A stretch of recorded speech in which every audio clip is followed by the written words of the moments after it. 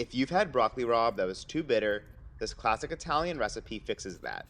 It turns it into a dish so good, you'll add the vegetable to your weekly rotation. Let's begin by removing the woody ends from one bunch of rabe. Then cut it in half and cut the stem side in half again, since those will take longer to cook.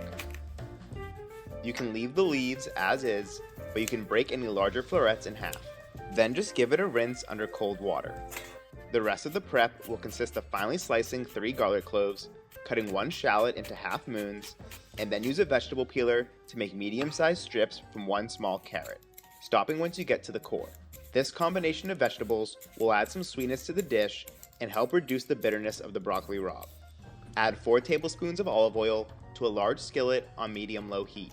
Toss in the garlic along with a 1/4 teaspoon of red pepper flakes, or less depending on how spicy you want it. Let the garlic and chili flakes fry for about a minute to flavor the oil. Then you can drop in the shallot and carrot along with a big pinch of salt. Give that a mix and allow it to cook for 4 to 5 minutes, which will give the shallots enough time to caramelize and the carrots enough time to soften. Toss in 1 can of drained chickpeas. Once again, give it a mix and let it cook for a few minutes to heat up and toast the chickpeas. Add another pinch of salt to make sure we're seasoning in layers. Salt your pot of boiling water as if we're cooking pasta, and then you can drop in the broccoli. We'll let it blanch for 3 to 4 minutes, which will make it tender and is what actually removes the bitterness from the vegetable.